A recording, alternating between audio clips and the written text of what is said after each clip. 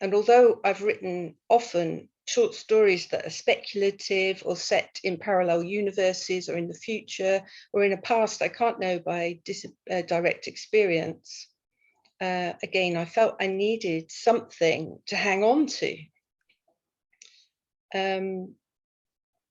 So I kind of strapped the novel to the character, I strapped the novel to the calendar. How did that work out? Well, I soon found myself to be hanging on to the tail of a comet, and time began to streak ahead of me and my characters.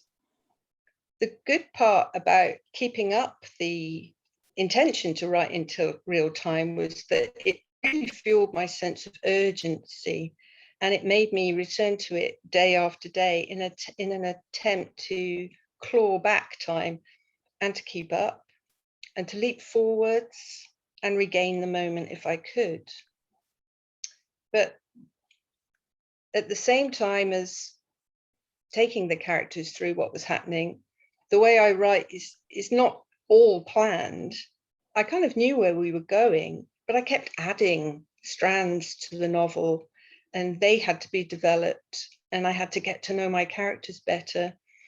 And so I found myself getting out of sync. There was only just so much I could rush through on the page, and things kept happening that altered the flow of the narrative. So in some ways, I found that real events and thinking about how my characters would respond to real events altered the flow of the narrative to some extent and informed things that I was going to write. So what happened then was that I had to detail the real world and real-time passing in parallel to writing the story.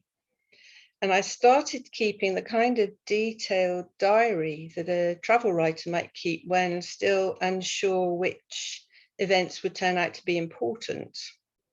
Sometimes I knew, sometimes something just fell in my lap, and I knew that that was something I wanted to use. So there were kind of all pieces that were sketched in here and there. And sometimes I knew that later I was going to have to choose what was right. So I created, in the end, a timeline of events, fictional events and real events, and meshed them together. I guess in some ways you could say that's what writers often do, because sometimes people do set their work in a specific time frame. But I guess the difference for me was that there was always the intention for the characters to live through that time and to respond to it on a day-by-day basis. So as I lived through a day, I also imagined what they were doing on that day. Sometimes that was helpful in terms of the plot. Sometimes it was just simply background and a way of me getting to know them better. I wondered if at this point, what I want to do in a moment is to tell you what I included and what I left out and how that worked, and to read a little bit. But there will be time for questions at the end, but I just wondered if anybody wanted to ask anything so far, then you'd be welcome to do so. Feel free to either take the mic or use the chat box. I see Chris. Chris, you have your hand up. Okay. Hello, Chris. Let me see if I can unmute you from here. Oh, you'll need to unmute, Chris. Okay. Yes. Hello, Chris. Hiya, Maria. Lovely to hear you. Lovely to see you. You need to turn the light on in that little box behind you, which you can. Okay, if you'd like me to. That was the main thing I wanted to say, but I've got a question as well. Yeah. I wasn't sure if it would show up as well like that. We're dazzled now. Couple of things actually. I mean, I think first of all, you put your finger on something that's at work in a lot of novels that readers don't notice, which is how time runs in a fiction and how the writer does or doesn't control it. So I think you're onto a kind of a general topic of great interest, but it's kind of hidden a lot of the time in the same way that narrative technique is hidden from the general reader. So that's just an observation. The other thing that occurred to me was, I mean, you talked very interestingly about how this is working in your own particular case, in this particular novel. First of all, as it relates to your own personal experience, and then technically in making the novel work. What I was interested in was, I mean, were there any novels that you looked at, or novelists that you were interested in, or playwrights even, you know, who were kind of models or studies that you looked at that maybe accidentally played into what you were doing? You know, what work you've looked at where you see these things at work as well, and how you responded to them? Any particular novels or any other kinds of fiction for that matter? Not in any way consciously, Chris. And not to say that that didn't happen unconsciously, but I was trying to think back afterwards, you know, when I was preparing for this talk about that. And I was trying to think of novels that had been written using that as a method, you know, actually writing it on the day. And I know that people do this thing called NaNoWriMo, where they're trying to write a novel in a month, but that doesn't necessarily mean they're starting on November the 1st and that is the first day of the novel, you know. And I found it quite difficult looking around for other works that might have been written using that as a method. So I didn't actually find anything. I'm not saying that they're not there. I would be really interested to know, actually, if anybody else has experience of that, because I would like to read something else, but I didn't do it deliberately beforehand. And no, it wasn't a sort of something that I picked up from somewhere else, not consciously anyway.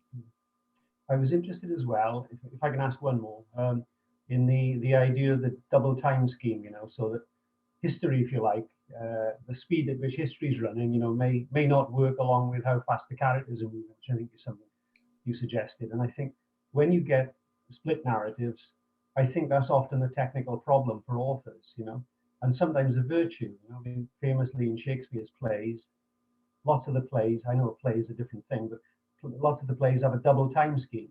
So you have two groups of characters in different places. And if you analyze the plays closely, time actually runs at different speeds in the two different worlds. You know, in Belmont, where Portia lives, time runs at a different speed from the speed it moves at in Venice, where Antonio is.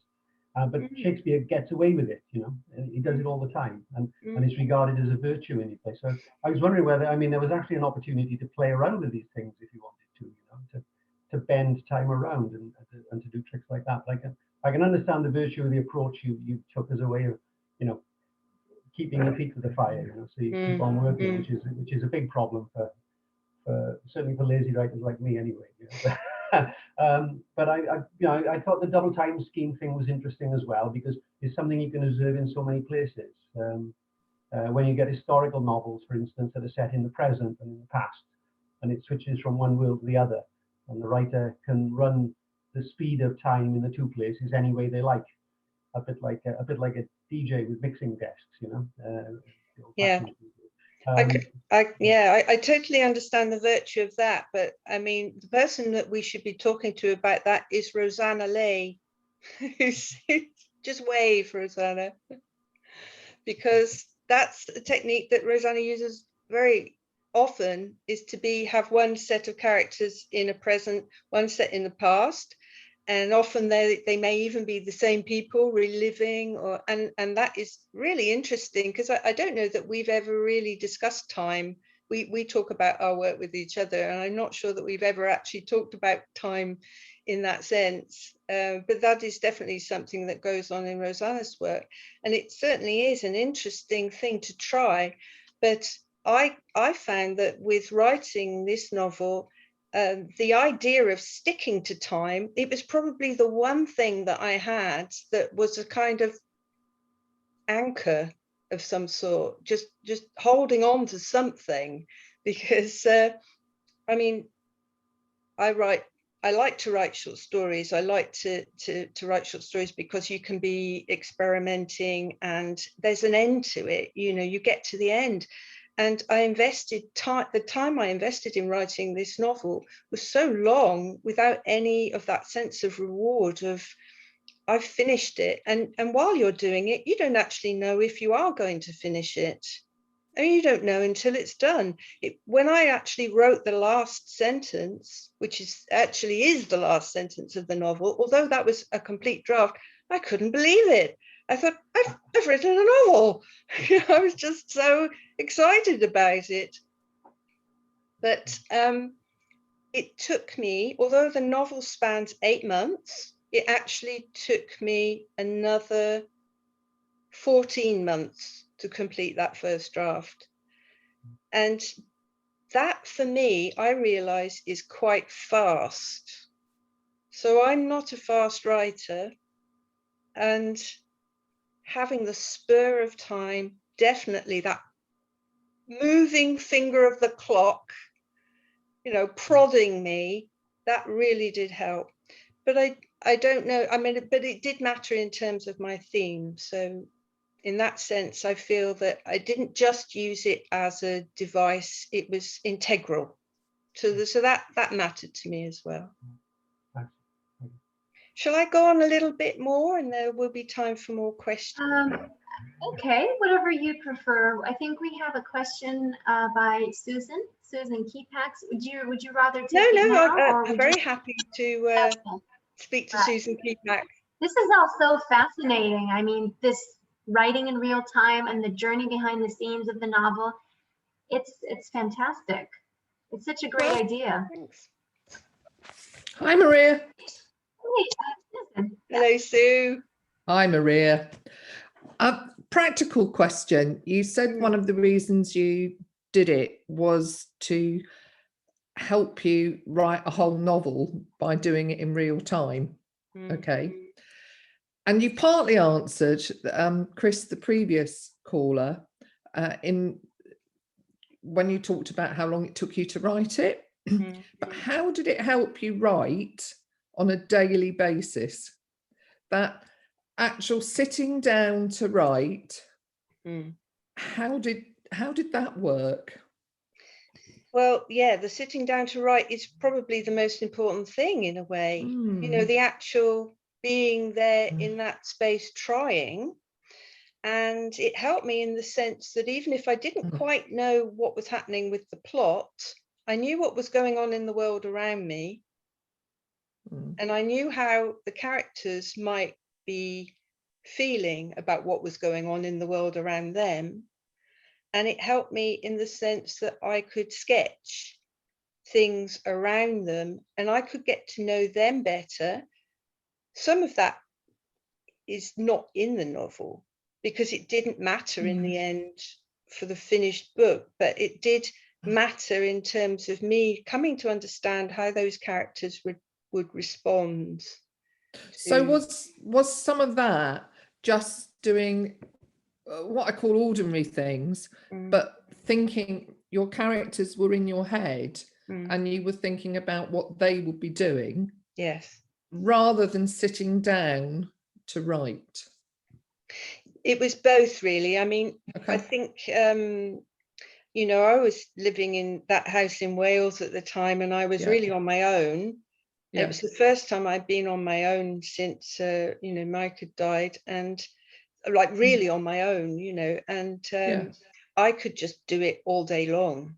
I could be there all day long. Right. And of course, I mean, we're going to come to the things that I included, including the cricket. The cricket. And I need to say at some point that you don't have to, I hope you don't have to like cricket to understand that it can play a role in the characters' lives. But the cricket was on. And the cricket would quite often supply me with something unexpected. And what I've been reflecting on is the way in which the things that actually happened. I mean, you could say, well, why did it matter what actually happened? What should have mattered was what was going on for those characters.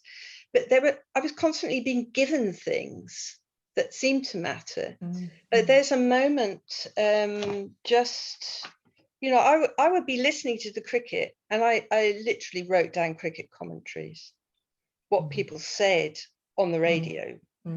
And there was just this moment when the, let's just see where I've put that now.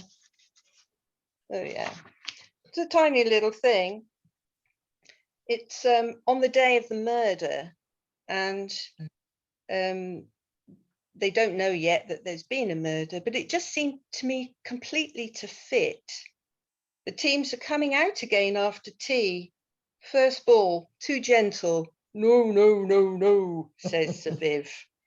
And just the fact that I was writing about this, and I knew it was set on that day, and Viv Richards says, no, no, no, no, you know, it's just like it's almost like a sort of found art thing where, you know, things that are happening suddenly seem to take on a greater significance. And the funny thing for me is that I guess people could read my novel and they think I made all that up. But there is nothing in the cricket commentary that is made up. It's all taken from what was said. And to me, that was, every time I found something like that, it was a gift, really.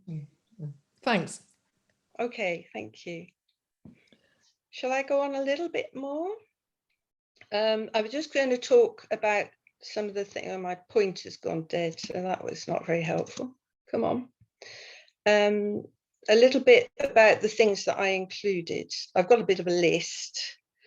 Cricket, obviously, Test cricket in particular. Now, I know some people like cricket and some people don't, but, you know, this Test cricket is something which goes on for days, in which there are meal times when people go to sleep, and it's just kind of in the background, and then suddenly, wham, something happens.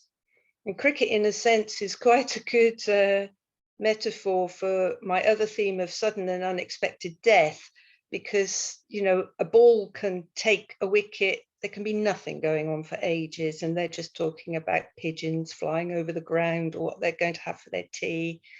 And then suddenly something really does happen. So cricket mattered, and the narrative is punctuated by different test matches, real ones, with real bits of commentary and real bits of score and so on.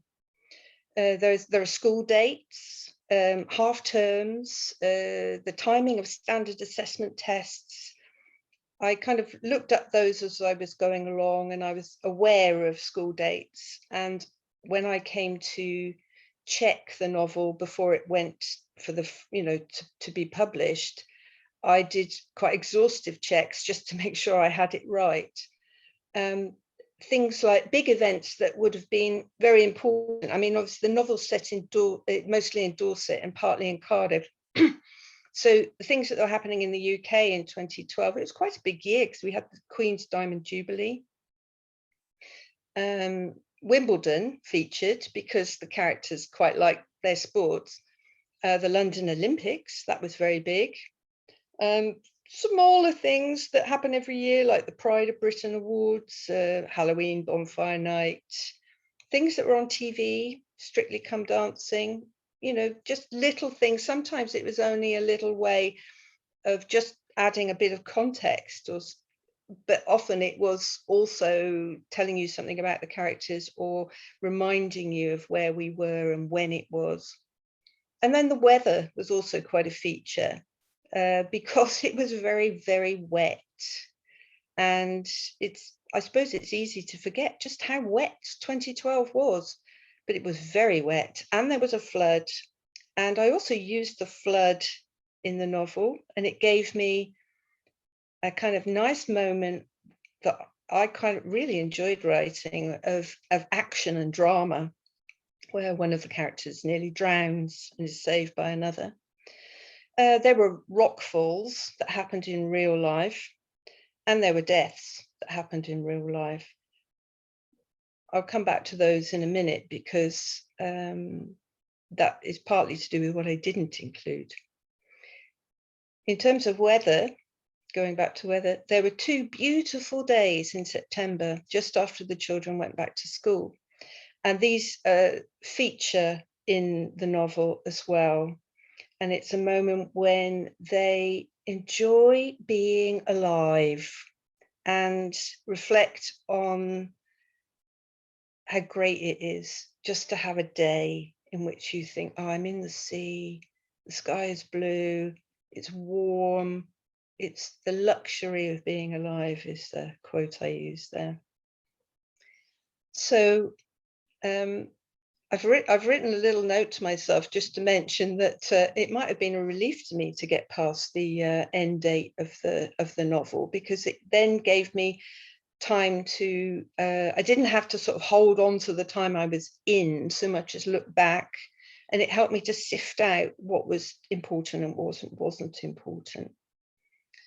Just in terms of going back to the cricket, as I said, I don't think the reader necessarily needs to like cricket, but it is relevant to know that Janie's dad liked cricket. Janie is the main character, the narrator is Michael, and he lives with his grandmother. Next door lived another lady called Irma with her new boyfriend and son.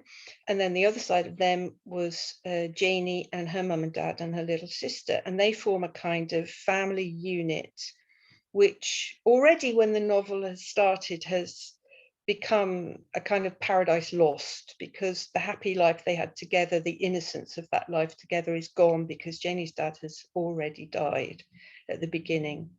So cricket is important in that because he liked cricket, and it was a way of keeping their link to him by maintaining that interest. That Janie's mother tries hard to get her daughter interested in cricket, but she's actually much more interested in football. And at another point, Janie uses the idea of going to a cricket match as a way to try to get her mother to leave the house. And for Michael too, listening to the cricket commentary is something he does almost out of loyalty and habit, as out of interest. But he does gain various insights from it. You know, he listens to what is said and it goes into his head. And he says, you know, about how a character might behave in times of adversity. There's a little bit quite near the end, which is he's listening during the night time. It's been a traumatic time and he's listening to the cricket in the night time. And I didn't put this down verbatim, I just had him repeat it. It says, that night in the dark, the cricket comes to us again from sunny India. As England go into bat, Geoffrey Boycott says, the thing is not to be negative. If we lose a couple of wickets, then pressure comes. Pressure does funny things to people. So don't feel the pressure. That's the answer. How do you do that? Have character. The crowd roars as an Indian bowler runs in. And he kind of takes that in much the way, yeah, I'm always picking up things in that magpie way and thinking, well, that's an idea. I think, yeah, it makes me think, and it has an effect on him. Cricket. In terms of Janie and her family, we see them at the very beginning. The novel starts on the first day of the first test, England against the West Indies at Lord's. And Michael, on his way home, goes into the house with Janie. And this is how we meet Janie's mum. Janie's mum was folding washing with one hand and listening to Test Match Special. Football again, said Janie's mum. It's summer, Janie. Why aren't you playing cricket? She was wearing the same dark blue silk wrapper with big orange flowers she'd had on since the funeral. Dirty clothes lay rumpled on the floor and piles of clean stuff covered the chairs. Mum, said Janie, what if we could get tickets? We could go on Saturday. Oh no, it's far too expensive, said Janie's mum. That's the end of that bit of reading. It's just one of Janie's mother's many excuses not to leave the house, or to justify her not being able to leave the house. And the next day, just this is my way of demonstrating in some ways how I used things like the cricket commentary in order to kind of embed the novel in real time, is the murder itself is embedded inside the cricket scores. And it's quite amusing in a way to me to think that, in fact, people can just read it, and nobody's ever challenged me as to whether what I've written down is correct, but it is, you know. So on Friday, Michael has had the day off school. It's now the second day of the test match. And he's supposed to have been doing a standard assessment test, but because he's ill, he's been allowed to sit the test on Monday instead, as long as he doesn't have any contact with people in his class. Unfortunately, there is a major event of a death taking place next door. He spent much of the day idly listening to the test match in bed. And then later he turns on the TV downstairs to listen to the radio. Now, I've done this before. So you can listen to digital radio on the TV and there's no picture.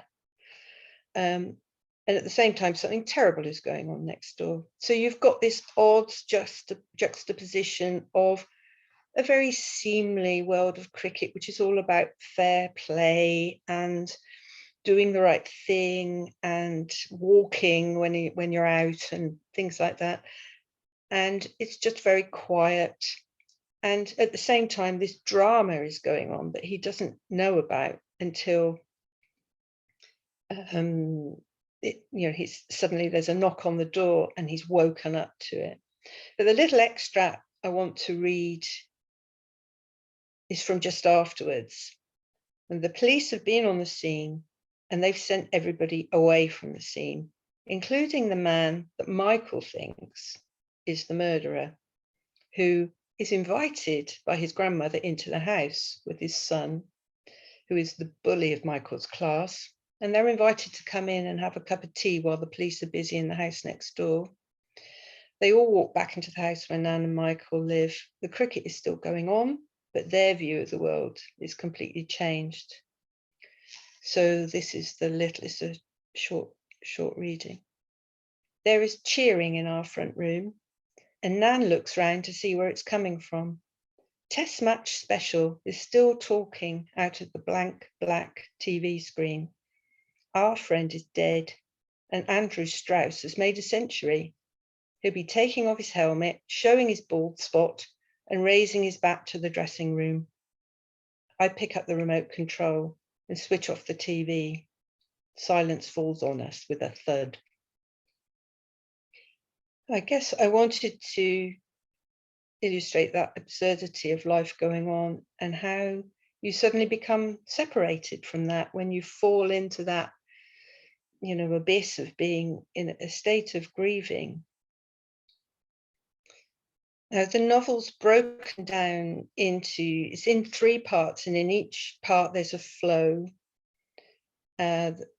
So it's not broken down further into chapters within each part. So the next part leaps ahead a little bit, but not that much further forwards. The first part deals with murder and its aftermath, and then we go a little bit further forwards to the section part 2 is called Friends of the Dead, and it leaps forward to the occasion of the Queen's Diamond Jubilee. So time has moved on, but not much, and other people have moved on more than the characters have done, and they feel themselves separated from other people. So when these big events are going on, they are still living their very private life in the midst of this. So it begins half term. Some houses around the middle put up bunting and hang Union flags from their windows. It's the Queen's Diamond Jubilee, or as Nan says, a lot of hoo-ha. Mrs. Rogers wants us to decorate our house too. Just to explain, Mrs. Rogers is a nosy neighbour who would like to take charge of the characters in some way, and it was out of my delight to have them resist her at every turn. So there's a neighbourhood party, and as there were many such parties on that occasion.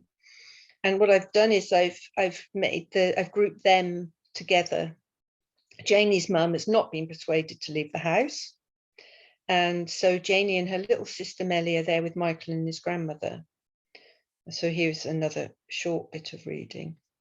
At the party, Janie, Nan, Melly and me all sit together at the end of the long table. A man in a paper crown sits at the other end and acts like he's in charge. No one wants to be near us. The bulls don't come out. If they did, everyone else would shuffle up and make them sit with us. We are Death Corner. So I can say quite a bit more about how cricket fits in. London Olympics also had its effect because it had quite a big effect on the nation's psyche. People got all excited about the idea that we were actually good at something and, you know, got used to winning gold medals. And it played its part in the sense that it gave people a really strong feeling that if you persevered and worked hard at something and had self-belief, then you might achieve your goal. And that is something that helps Michael to keep going in his search for justice. So he's trying to do two things. He's trying to help his friend Jamie with her situation with her mother, who are dealing with a natural grief. And at the same time, he's pretty much on his own as the only one who thinks that a murder has taken place. But he takes on that responsibility. He doesn't let it go. So he's carrying on like that, and he's taking something from those current events and going forwards. I've said that there was a flood, and I used that, and so on. But I think I'll just say, thinking of time, a little bit about things I didn't put in. Obviously, there are lots of things I didn't put in. But there were some things that I could have left in that would have fitted my theme really well. And there were other reasons I left them out. And what I left out in the end was specific references to specific deaths that occurred locally within that time. So I spoke in general about cliff falls. I think I've said before, one of the themes is sudden and unexpected death, and how this plays on the mind of the boy who's narrating, that he realizes that, as the Dutch say, death sits in a little corner. Any a little thing could happen, something quite out of the blue, and there you are, gone. And so accidental deaths, things to do with cliff falls, were quite fitting. Now, we have cliff falls in this part of the country along this coastline all the time.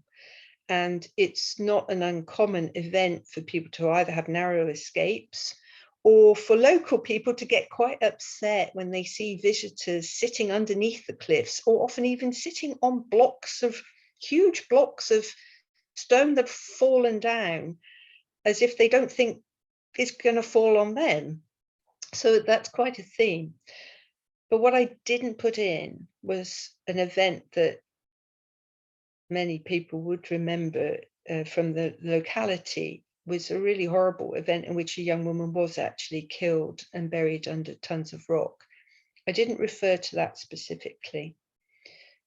And with the floods, it was apocalyptic, really. Some of the events that happened, it rained and rained and rained. We have, not far from Bridport, where the novel is set, there's a town called Beminster, and to the north of Beminster is the Beminster Tunnel, which is a famous landmark in the sense that everybody says, the weather is different on the other side of the Beminster Tunnel, going towards out of Dorset and towards Somerset. And again, there was a really traumatic specific event in which a couple were buried in mud in a landslide. And I was looking over my timeline of events, and it wasn't known for about a week that they were there. So initially I had it in because all the time I was thinking about what would my character notice, what would make an impression on his mind, and what would matter. But I didn't want to feel that I had used somebody's trauma in that way And in the end, I thought it isn't necessary, because most people would think I'd made it up probably anyway, and it was too close.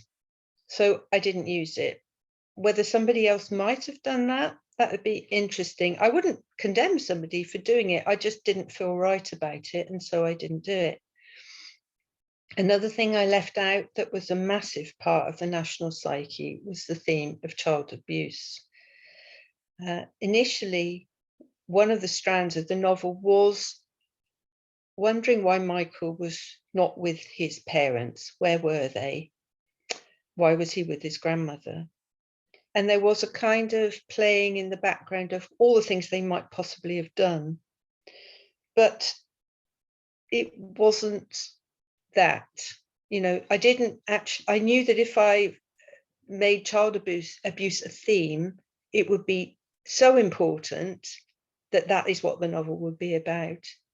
And I needed it to be about this experience of death, time passing, grieving, injustice.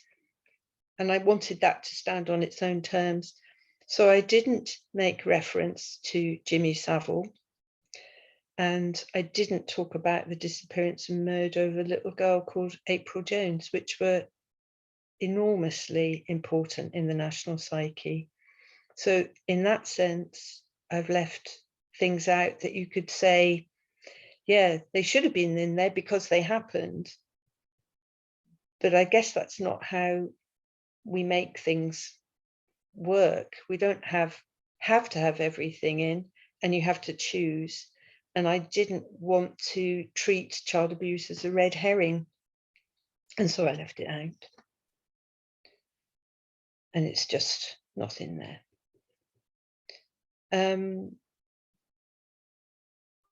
I've got a little bit to say about accuracy. It's quite short, in that once I decided to take that approach, I just had to get it right. Whether it mattered to anybody else or not, you know, I had to know that if somebody read my book and they looked at something, they would know that that was, they could rely on it. I mean, I was just so meticulous in going back over the timings of the cricket scores. Luckily, it was very well documented. And so, although I had all my notes and I had things I'd written down, so I'd be listening to the radio in the background and think, oh, there's a good bit, I'll write that down. I could go back over that. There was a lot of fact checking, and I've always been waiting for people to ask me, you know, did that really happen? And it hasn't happened yet. And then I guess my final thing was, well, would I do it again? I suppose I might do if it fitted the theme. But the theme of grieving and time passing was central, and it was worth it to me then to use real time as a template. It really helped me to be creative again, and it gave me a sense of urgency that helped me to override that, you know, self-doubt. And being aware of time passing was a really good spur, and it just fitted with what it was that I was trying to do. It also really did help me to concentrate on the fictional part because the factual was there, and I could work on the puzzle part of the novel, the plotty part. And having committed to writing it in real time, I did take some care and perhaps it's self-pride and making sure it was all correct, so that when I read that novel, I could say, yes, that was 2012, although looking away or not looking at specifically certain big themes, which I have just mentioned. And I've since then gone off and enjoyed going into made-up worlds with far less strict control over time. And I think for the reader, I suppose the point is, you know, does it seem true? I don't know that it matters to the reader or not, whether it's embedded in real time. I mean, I'd hope it would count because that's how it was, and I wouldn't have been able to write. I would have written a different book if I'd written it, hadn't tried that approach. So in that sense, it matters, and in that sense, it was necessary. So that's most of what I have to say. I have got other things I could read, but I guess time is probably Past. Oh yes, we're past the hour, and I Oh, wanted it's fine. It's to see fine. if you Yeah, will, you can. yeah, see You if there's can have a few minutes. any more questions. If you want to go on, Oh, that's fine. I'm quite So, happy to have some questions if anybody would like to have asked something. I have a comment actually. This is just marvelous. This rapport between the two worlds, the juxtaposition, as you call it, that kind of helped you write. It's actually more than that. It's actually you're not really superimposing one world on another, although in a sense, yes, you are. But there's this quantum effect, you know, how things emerge from one world onto this world. And I don't know if you're familiar with the concept of active imagination, but this is what actually happens. I mean, the characters that you come up with, the characters that you're actually meeting and then creating, or vice versa, they're autonomous. Do you feel this autonomy of these characters that exist in this world but are in somehow a product of another? So how real are they to you? They are real to me. Yeah. Mhm. I mean, I know that you know, you hear people say this about writing novels, and that it's really odd to leave the characters and so on.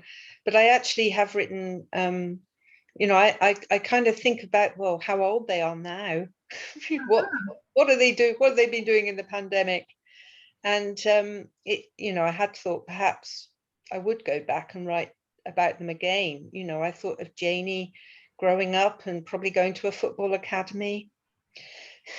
You know, Michael maybe taking on another murder case later in life.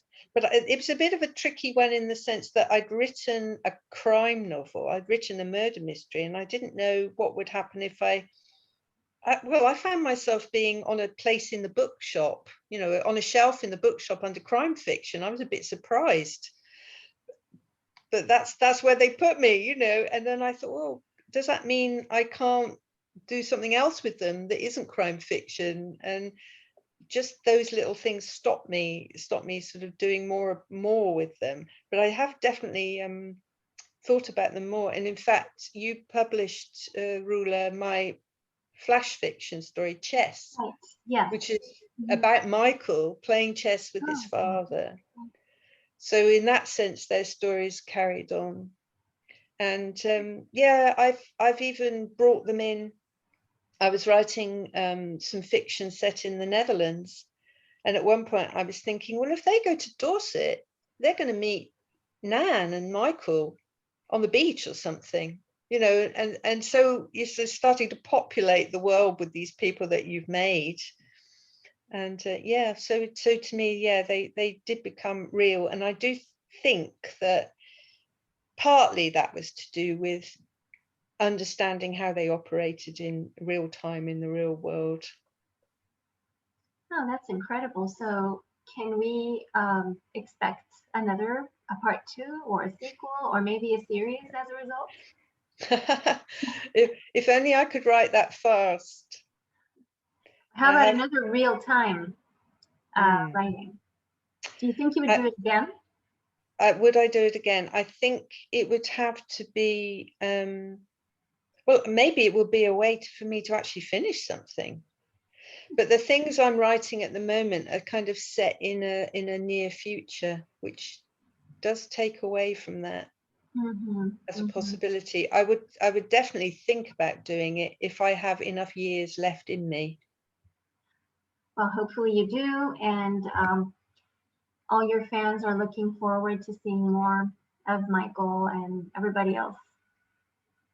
Thank you. Thank you so much for this brilliant session. I'm going to leave the floor now for other questions and comments from the audience. So feel free to either type it in the box or use the hand button so that you can be called upon. And if you're the only one, just go ahead and use the mic. Hi, Maria. Hello, Kristen. Do you think, did you think a lot about the differences between the way an adult grieves and a child grieves? Because you were coming off of your own grief, and I was just wondering if you did a lot of soul searching for the differences in that. Yeah, it was important to get back into that 10-year-old perspective. And soul searching, yeah, I didn't have to go too far, because I remember quite well being 10. There's lots of things about being 10 and at that age, being 10 and 11, not particularly a happy time for me. So it wasn't too hard to go back to that place. So in some sense, Michael's experiences are still mine, but mine as a 10-year-old. Not necessarily to do directly with grieving, but I felt I could get into his mind enough to know what would have gone on for him, and for that to seem authentic. And in terms of other people's grieving, it was helpful for me to see it from his view, and for him to observe what people were experiencing, whether he understood it or not. So I think there's a bit of a gap between what Michael sees and what Michael understands. And I think the reader, especially the adult reader, can fill that gap and interpret things that he is not as well able to interpret. Does that make sense? Yes, thank you. Thank you, Maria. You've got a couple of questions in the chat box. The first question is from Khalfan. Khalfan asks, what atmosphere do you go to for writing? What atmosphere? Do you mean in terms of where do I sit, or do I need music or things like that? Khalfan, would you like to say something about that? Hello? Oh, music. Well, yeah. Well, I don't tend to play music. I mean, I did write the Chicken Soup Murder with a cricket commentary going on in the background quite a lot. Partly, you know, and just generally life going on in the background, because I kept having to, while I was writing it, I was having to keep up with life. But when I'm writing something that's more completely out of my own brain, you know, where I'm inventing the entire world, but using, you know, things that I know or places I've been or whatever, then it's more a question to me of how do I sometimes, well, I think about this in so many different ways, but one of the ways I think about it is that, you know, you're living your ordinary life. You get up in the morning, you know, you want to write, you actually want to be perhaps on the other side of having written. So the thing to do is to get there. And there are times when I've thought it's like climbing a wall. You've got to get over the wall into that other world. You know, once you're over the wall, you're okay, you're just there. But getting away is important. So at the moment, I mean, for a long time, I didn't have a room to write in, and I was just sitting in the doorway of the utility room because this place where I'm living is being done up. And at the moment, I have a room. I always said I liked a place with a view because it helps you to relax your eyes if you can look at something in the distance, trees or whatever, and just see things going on. But actually, I have nothing to look at here except a wall. And it doesn't really matter because it's all going on in there. So I actually prefer silence and solitude. Thank you. I guess these are the two most important factors, actually, silence and solitude. All right, another question from Samad. Samad asks, I just wanted to ask, how many novels do you wish to write? Like, what is your final goal? Oh, I haven't got a final. I'm just thinking, you know, like I'm coming, you know, getting older, and I haven't done nearly as much as I would like to do. I have all these sort of half-written novels, you know, and for some reason they stopped or I didn't carry on. And I would really love to write, you know, 10. That'd be great, wouldn't it? You know, many more. If I could just write them faster. Maybe, do you feel that there are certain factors that could make you write faster? I mean, it sounded like a pretty fast project to write things in real time for 8 months. Yeah, like I said, it still took me, I wrote it in 2012. It was finally published in 2017. Mm-hmm. So, you know, that's a long process. Yeah.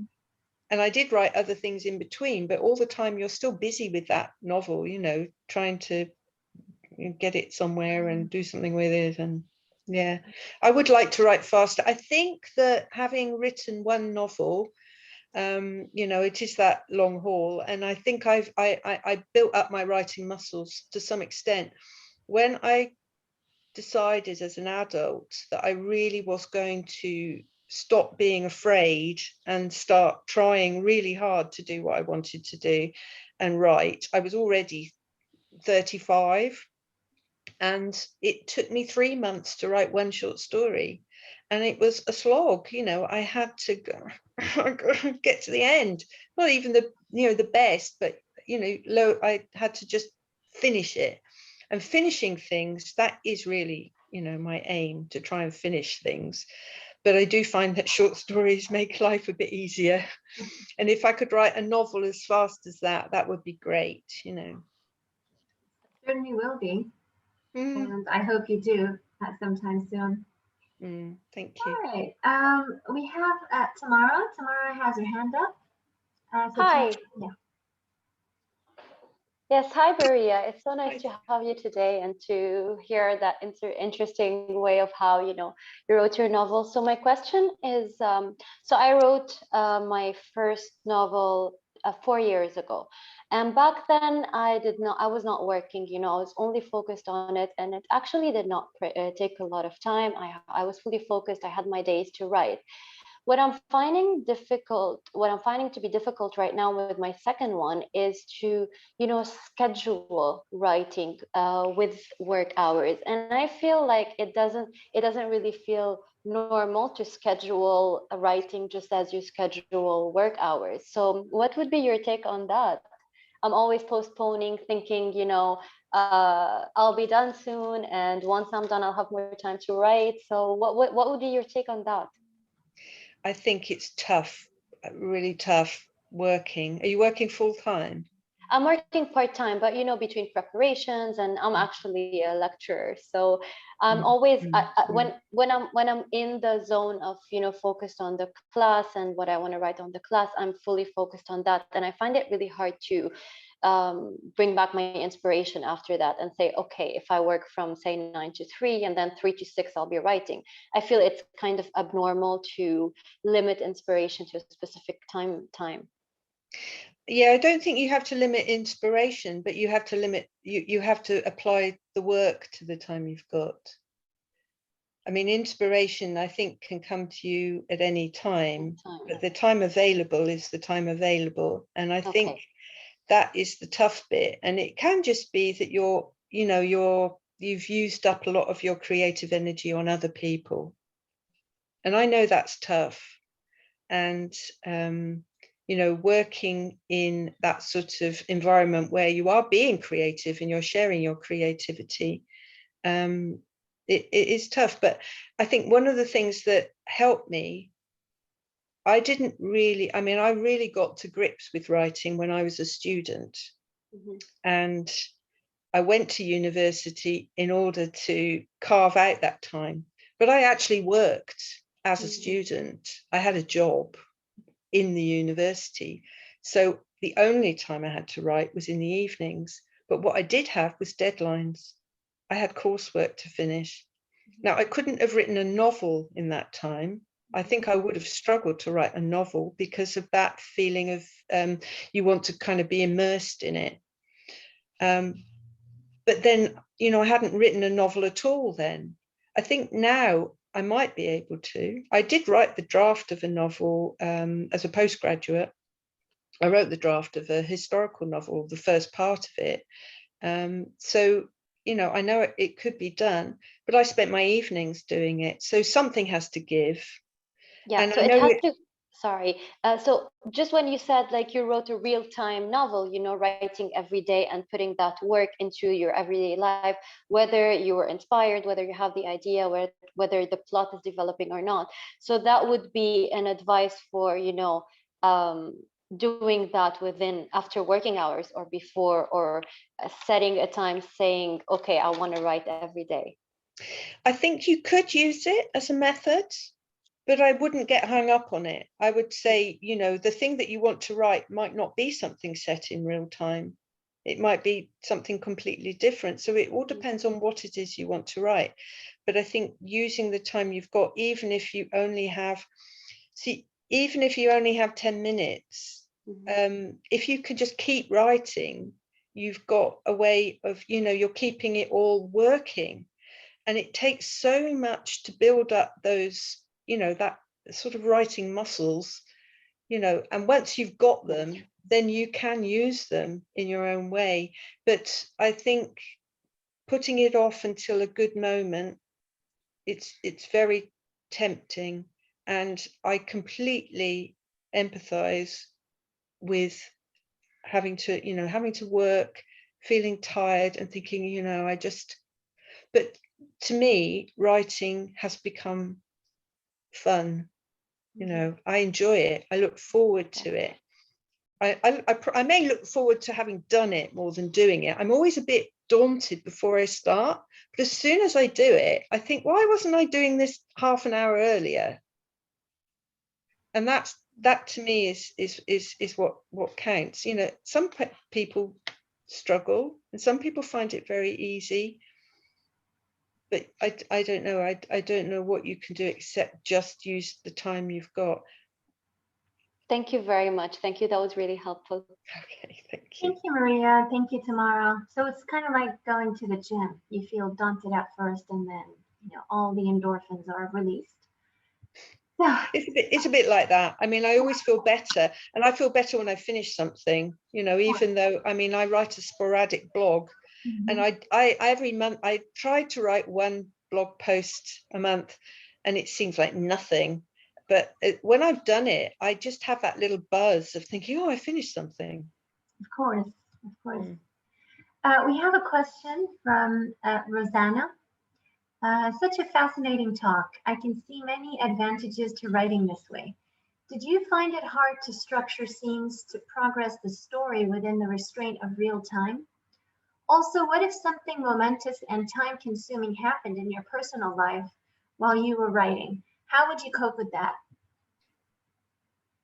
Yeah. How would I cope with something momentous happening? Well, momentous things did happen. And it's true that actually there were periods when I couldn't write every day. And I just kept the diary part of it going. And I kept the subconscious part of it going, where I was thinking about it, even though I wasn't writing the novel, I was writing about writing the novel. So I was keeping it going in that way. And to me, in some ways, keeping immersed in it is really important. On the other hand, if you go away from it and come back, that can be really useful. So, they both work. I've forgotten the first part of the question.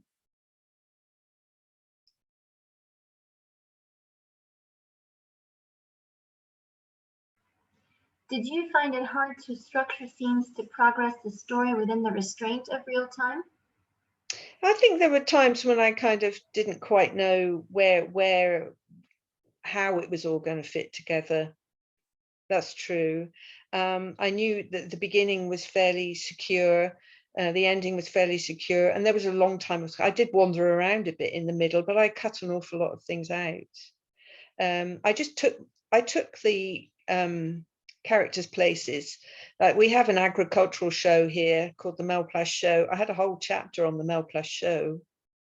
But in order to kind of firm up the middle part, I took it out entirely, because everything that was in it was covered in other places. Although it did exemplify a lot of things that I wanted, in some ways it was repetitive, and I didn't particularly just want to have the excuse of talking about the Melplash Show and making jokes about, agricultural categories like best bucket of silage and the way the judging was done and so on, because I know it would tickle people who know the scenario.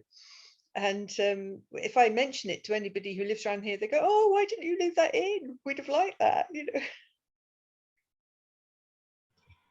Okay, next question is by Richard West. Did the novel end up where you thought it would? How much did the story develop as you were writing it? Yeah, things did change because I kind of knew where I was going, and I don't know. It's, at some point, if I know where something's going, I start to think, well, that can't be a very good thing, you know, and I start to change it and add things. And there were lots of layers that came in that were more than I had thought of initially.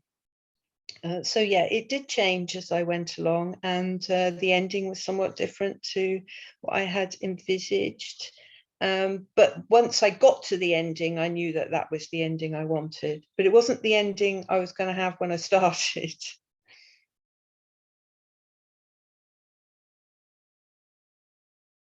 Okay. So novels do sometimes surprise us. They do sometimes take us to places. We plan where we want to go, but sometimes there's a nice surprise at the end. Okay, are there any more questions before we close tonight's session? I can't see any more on the... Well, you've all been very patient because it was only going to be an hour. Thank you very much for sticking with it. Well, it's always a pleasure, Maria. Thank you so much. And thank you for regularly contributing also to Indelible. Maria's book link is on Indelible's latest issue. So it's in the editor's pick section. In case anyone would like to take a look at the book, purchase the book, which is a very fascinating one. And we look forward to hosting you again, Maria, in the future. Thank you so much for being here for this wonderful session and for the great ideas that you gave us all this evening. Thanks very much. Thank you very much for asking me, Rula, and thank you. Lovely to see you all. Thank you for your help and contributions. Thank you. I love you all. Bye. Bye-bye. Bye-bye. Bye-bye. See you soon. See you.